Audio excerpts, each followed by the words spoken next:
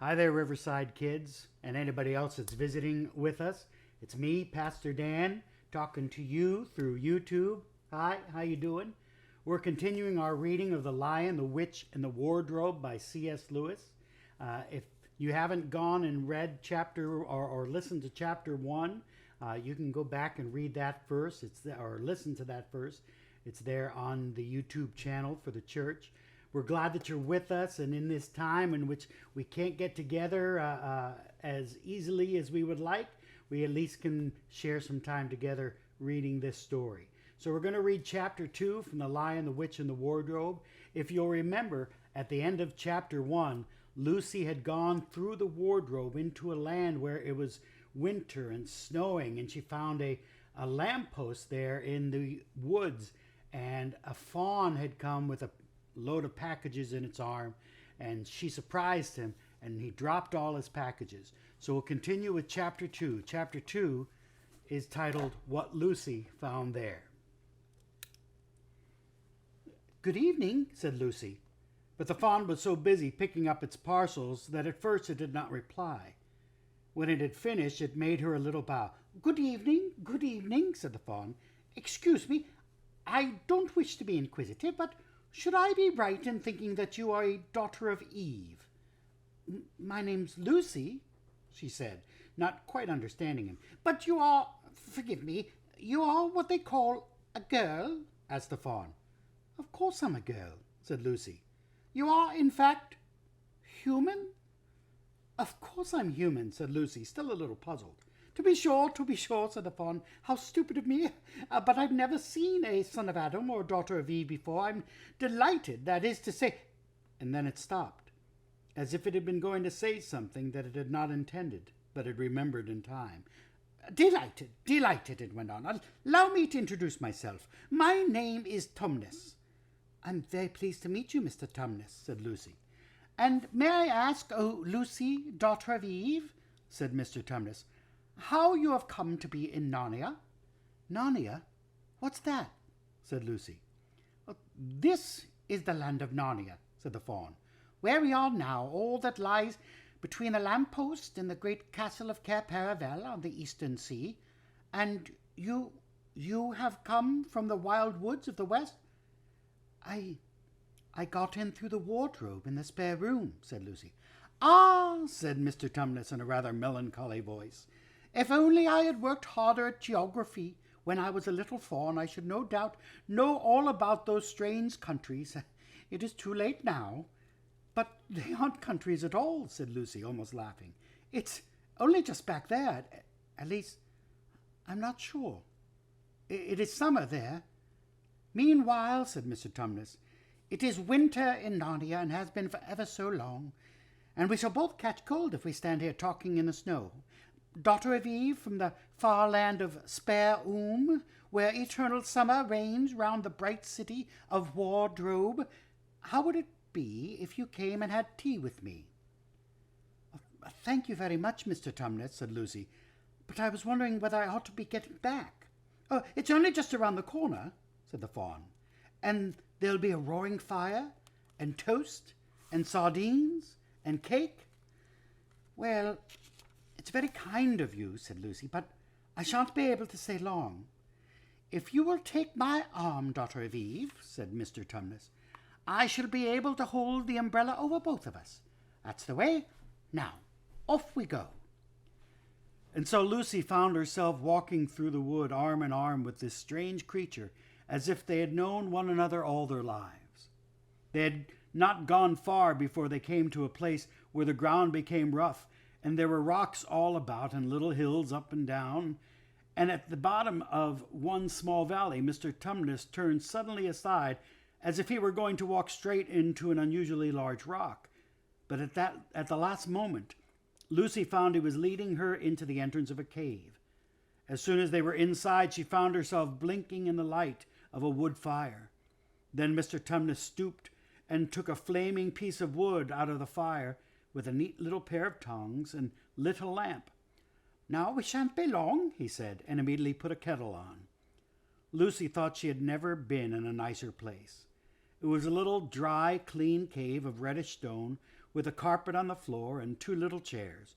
"One for me and one for a friend," said Mr. Tumnus. "And a table and a dresser and a mantelpiece over the fire, and above that a picture of an old faun with a grey beard. In one corner there was a door which Lucy thought must lead to Mr. Tumnus's bedroom, and on one wall was a shelf full of books. Lucy looked at these while he was setting out the tea things. They had titles like The Life and Letters of Silenus, or Nymphs and Their Ways, or Men, Monks, and Gamekeepers, a Study in Popular Legend, or Is Man a Myth? "Now, daughter of Eve," said the faun. And really it was a wonderful tea. There was a nice brown egg lightly boiled for each of them, and then sardines on toast, and then buttered toast, and toast with honey, and then a sugar-topped cake. And when Lucy was tired of eating, the faun began to talk. He had wonderful tales of life in the forest.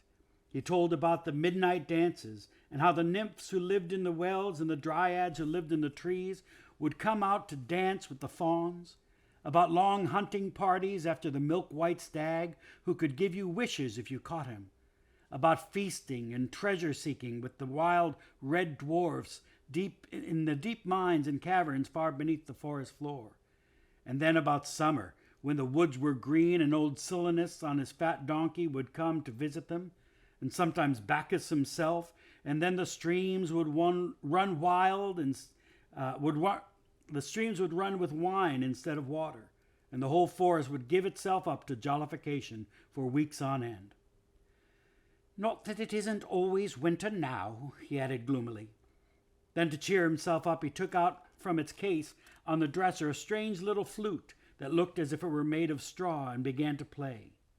And the tune he played made Lucy want to cry and laugh and dance and go to sleep all at the same time. It must have been hours later when she shook herself and said, "Oh, Mr. Tumnus, I'm sorry to stop you. I do love that tune, but really I must go home. I only meant to stay for a few minutes." "It's no good now, you know," said the faun, laying down its flute and shaking its head at her very sorrowfully. "No good?" said Lucy, jumping up and feeling rather frightened. "What do you mean? I've got to go home at once. The others will be wondering what's happened to me." But a moment later she asked, "Mr. Tumnus, whatever's the matter?" For the faun's brown eyes had filled with tears, and then the tears began trickling down its cheeks. And soon they were running off the end of its nose, and at last it covered its face with its hands and began to howl. "Mr. Tumnus, Mr. Tumnus," said Lucy in great distress. Don't. Oh, what's the matter? Aren't you well? Dear Mr. Tumnus, do tell me what's wrong." But the faun continued sobbing as if its heart would break. And even when Lucy went over and put her arms around him and lent him her handkerchief, he didn't stop. He merely took the handkerchief and kept on using it, wringing it out with both hands whenever it got too wet to be any more use, so that presently Lucy was standing in a damp patch. "Mr. Tumnus," bawled Lucy in his ear, shaking him, "do stop. Stop it at once. You ought to be ashamed of yourself, a great big faun like you. What on earth are you crying about?" "Oh, sobbed Mr. Tumnus. I'm crying because I'm such a bad faun." "I don't think you're a bad faun at all," said Lucy. "I think you're a very good faun. You're the nicest faun I've ever met." Oh, you wouldn't say that if you knew," replied Mr. Tumnus between his sobs. No, I'm a bad faun. Don't suppose there was ever a worse faun since the beginning of the world." "But what have you done?" asked Lucy. "My old father now," said Mr. Tumnus. "That's his picture over the mantelpiece. He would have never done a thing like this." "A thing like what?" said Lucy. "Like what I've done," said the faun. "Taken service under the White Witch. That's what I am. I'm in the pay of the White Witch." "The White Witch? Who is she?" "Why, it is she that has got all Narnia under her thumb. It is she that makes it always winter and never Christmas. Think of that." "How awful," said Lucy. "But what does she pay you for?" "That's the worst of it," said Mr. Tumnus with a deep groan. "I'm a kidnapper for her. That's what I am. Look at me, daughter of Eve. Would you believe that I'm the sort of faun to meet a poor innocent child in the wood, one that had never done me any harm, and pretend to be friendly with it, and invite it home to my cave, all for the sake of lulling it to sleep and then handing it over to the White Witch?" "No," said Lucy. "I'm sure you wouldn't do anything of the sort." "But I have," said the faun. "Well," said Lucy rather slowly, for she wanted to be truthful and yet not be too hard on him. "Well, that was pretty bad, but you're sorry for it, and I'm sure you'll never do it again." "Daughter of Eve, don't you understand?" said the faun. "It isn't something I have done. I'm doing it now, this very moment." "What do you mean?" cried Lucy, turning very white. "You are the child," said Tumnus. "I had orders from the White Witch that if ever I saw a son of Adam or a daughter of Eve in the wood, I was to catch them and hand them over to her, and you are the first I have met. I've pretended to be your friend and asked you to tea, and all the time I've been meaning to wait till you were asleep and then go and tell her." "Oh, but you won't, Mr. Tumnus," said Lucy. "You won't, will you? Indeed, you really mustn't." "And if I don't," he said, beginning to cry again, "she's sure to find out, and she'll have my tail cut off and my horns sawn off and my beard plucked out, and she'll wave her wand over my beautiful cloven hooves and turn them into horrid solid hooves like a wretched horse's. And if she's extra and specially angry, she'll turn me into stone, and I shall be only a statue of a faun in her horrible house until the 4 thrones at Cape Paravel are filled, and goodness knows when that will happen, or whether it will ever happen at all." "I'm very sorry, Mr. Tumnus," said Lucy, "but please let me go home." "Of course I will," said the faun. Of course I've got to. I see that now. I hadn't known what humans were like before I met you. Of course I can't give you up to the witch, not now that I know you, but we must be off at once. I'll see you back to the lamppost. I suppose you can find your own way from there back to spare room and wardrobe." "I'm sure I can," said Lucy.